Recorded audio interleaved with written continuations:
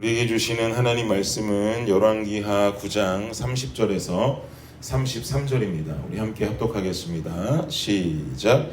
예후가 이스라엘에 오니 이세벨이 듣고 눈을 그리고 머리를 꾸미고 창에서 바라보다가 예후가 문에 들어오매 이르되 주인을 죽인 너 시므리여 평안하냐 하니 예후가 얼굴을 들어 창을 향하고 이르되 내 편이 될 자가 누구냐 하니 두어 내시가 예후를 내다보는지라 이르되 그를 내려던지라 하니 내려던짐에 그의 피가 담과 말에게 튀더라. 예후가 그의 시체를 밟으니라. 어제 본문을 통해서 우리는 요람의 최후를 보았습니다. 엘리사의 제자는 엘리사의 명을 받들어서 엘리사의 명을 받았다는 것은 하나님의 명을 받았다는 이야기가 되겠죠. 그 제자가 예후에게 와서 머리에 기름을 부었습니다. 왕으로 세웠단 말입니다. 그리고는 예후에게 한 가지 미션을 내렸었죠. 당장 아합 가문의 모든 사람들을 멸절하라라고 하는 미션이었습니다.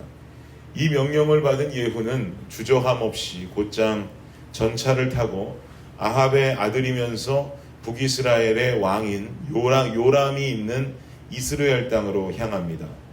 그리고 요람과 마주서서 몇 마디를 나누곤 그대로 화살을 날려서 요람의 가슴에 꽂아 요람을 죽여버립니다. 그리고 예후는 요람의 시체를 처리하게 되는데 그 요람이 죽은 시체를 어떻게 처리하느냐, 25절 말씀 어제 본문 속에 있었는데요. 25절 함께 한번 읽겠습니다. 시작. 예후가 그의 장관 빗갈에게 이르되 그 시체를 가져다가 이스라엘 사람 나봇의 밭에 던지라. 내가 기억하려니와 이전에 너와 내가 함께 타고 그의 아버지 아합을 쫓았을 때에 여호와께서 이같이 그의 일을 예언하셨느니라. 아멘. 요람의 시체를 어디다가 던지랍니까? 이스라엘 사람 나봇의 밭에 던져라. 여러분, 나봇의 밭이 어딘지 기억나세요? 아합의 이야기 제가 설교할 때, 그 새벽 설교할 때 한번 잠깐 언급했던 적이 있었는데요. 이 아합이 왕이 되고 나서 이 나봇이라는 사람의 포도밭을 무척 가지고 싶어 했습니다. 근데 나봇이 아합에게 그 포도원을 내주지 않았어요. 우리 가족에게 유산으로 내려온 그 땅을 아무런 어떤 대가가 있다 할지라도 그걸 내어줄 수는 없습니다 라고 나봇이 그것을 주지 않았어요. 그랬더니 어떻게 했느냐, 이 결국은 나봇과 나봇의 아들들을 죽여버리면서 이 밭을 무력으로 빼앗았죠. 한 나라의 왕이 말입니다. 이게 말이나 되는 일입니까?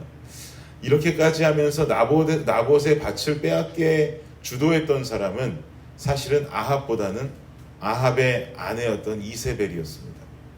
그런데 아합과 이세벨의 아들 요람이 죽었는데 그 예후는 그 요람의 시체를 나봇의 밭으로 던지라는 거예요. 이것은 이미 엘리야 통해서 예언된 사건이었습니다. 현재라고 하는 상황에서 이 상황을 해석하면 나봇의 밭을 무력으로 빼앗은 아합의 힘이 당시에는 대단하게 보였을지 모릅니다. 그러나 하나님께서는 절대로 악을 악 그대로 내버려 두지 않으십니다. 잘못된 것에는 반드시 심판이 있는 줄을 믿습니다. 사랑하는 여러분, 세상의 악함이 현재라는 시점에서는 아무런 심판도 받지 않고 악함이 도리어 능력으로 인정받는다 할지라도 결국엔 하나님의 심판이 있다는 사실입니다. 반대로 우리가 아무리 선하게 살아간다 할지라도 아무도 그 선함을 모를 일 같아 보이지만 이 모습은 결국 하나님께 칭찬 듣는 모습이 된다는 것을 우리는 마음에 명심해야 하는 것입니다. 뭐가 울리네요. 잠깐만요.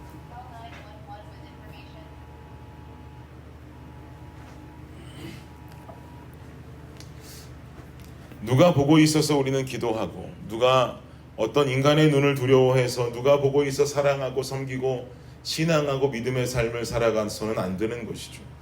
누구의 눈도 우리를 보지 못한다 할지라도 우리는 하나님의 눈을 의식하면서 우리의 영적인 삶을 최선을 다해 살아야 되는 것입니다. 결국 주님께서는 그 삶을 칭찬하신다는 말이죠. 심판이냐 칭찬이냐를 우리가 놓고 고른다면 당연히 우리는 칭찬 듣는 삶을 살아야 하지 않겠습니까? 오늘 본문은 그랬던 요람의 죽음 이후, 나봇의 밭으로 요람의 시체를 던진 그 이후에 요람과 연합해서 동맹하고 있는 유다의 왕 아하시야도 죽임을 당하는 장면을 담고 있습니다.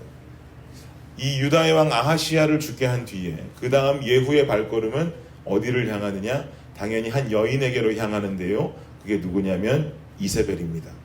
우리 30절 말씀 보겠습니다. 30절 시작. 예후가 이스라엘에 오니 이세벨이 듣고 눈을 그리고 머리를 꾸미고 창에서 바라보다가, 여러분 무섭지 않습니까? 이세벨은요, 예후가 자신에게 오고 있는 것을 알고 있었어요. 게다가 자신의 아들인 요람이 예후에 의해서 죽은 것도 이미 알고 있었어요. 그리고 또 이제 그 다음으로 시체가 될 주인공은 자신이라는 것도 당연히 알고 있습니다. 근데 이세벨은 지금 코앞에 찾아온 자신의 죽음을 어떻게 준비하고 있습니까? 이제 곧 죽을 여인인데 눈을 그리고 머리를 꾸미고 이렇게 자신의 죽음을 준비하고 있는 거예요.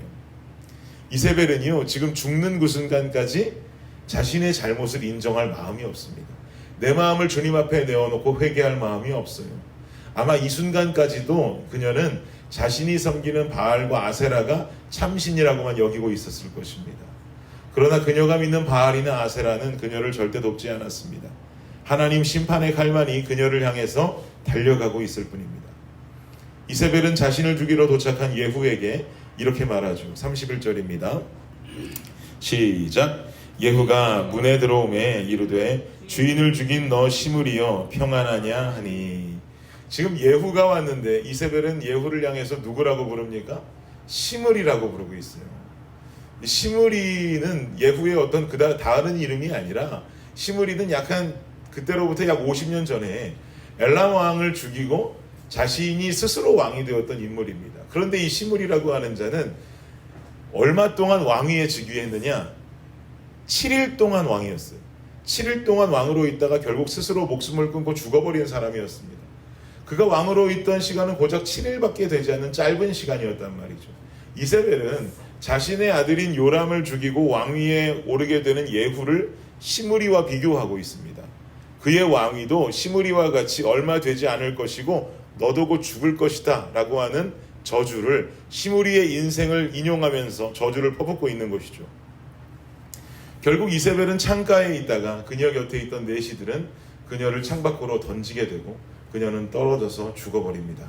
33절 말씀입니다. 시작. 이르되 그를 내려던지라 하니 내려던짐에 그의 피가 담과 말에게 튀더라. 예후가 그의 시체를 밟으니라. 그리고 결국 이세벨의 죽은 시체는 끔찍하게도 개들이 뜯어먹고 두골과 그녀의 발과 손 외에는 아무것도 남는 것 없는 끔찍하고 참 철양맞은 마지막을 맞이하게 됩니다. 여러분 생각해 보세요. 결국 이렇게 죽을 인생이 어떻게 그 마지막을 준비했습니까? 머리를 꾸미고 화장을 하고, 머리를 꾸미고 화장을 하고 그 마지막을 기다렸던 여인이 이세벨이었습니다. 그러나 이런 그녀의 노력은 아무짝에도 쓸모없는 것이었죠. 결국 예후 앞에 떨어져 죽게 되고, 그리고 예후에게 밟혔다고 하는 말은 예후가 말을 타고 있으니 뭘로 밟았겠습니까? 말의 발로 밟은 거예요. 말의 발에 밟히고 개들에게 뜯어먹혀서 아무것도 남지 않은 얼굴이 되어버렸습니다. 그 화장을 하고 머리를 묶고 자신은 당당히 준비했는데 말이죠. 결국 우리 인생에 남는 것도요, 여러분, 우리 겉으로 보이는 화려함이 아닙니다. 결국 우리 몸은 다 썩을 것이죠. 그러니 우리의 삶은 내 화려함과 내 안위에 내 인생을 집중하는 것이 아니라 내 겉모습 속에 있는 내 신앙과 내 믿음이 하나님 나라를 위한 가치 있는 인생을 사는데 집중해야 할 줄 믿습니다.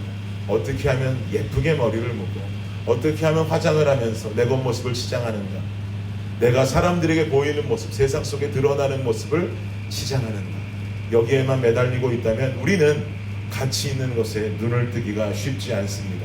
사랑하는 여러분, 날이 가고 해가 갈수록 우리는 가치 있는 삶을 살아가는 믿음과 삶에 도전할 수 있어야 하는 것입니다. 오늘을 살아감에 있어서도 가치 있는 삶, 하나님의 나라를 향한 삶, 내 내면 가운데 있는 믿음과 신앙을 철저하게 지키며 살아갈 수 있는 저와 여러분에게 주어진 오늘 하루가 되시기를 예수 그리스도의 이름으로 축복합니다. 기도하겠습니다. 주님 감사합니다. 이세벨의 모습을 보노라면 참으로 섬뜩한 생각이 듭니다. 머리를 묶고 마지막 화장을 하면서까지 자신의 마지막을 준비했던 이 이세벨의 모습, 아버지 하나님, 그러나 이 모습 결국 그녀의 마지막에는 아무짝에도 쓸모없는 일이었습니다. 개들이 뜯어먹고 예후가 탄 말이 그녀를 밟고 마지막은 그저 끔찍하게 그녀의 죽음은 형태조차 알아볼 수 없는 것으로 바뀌어져 있었습니다.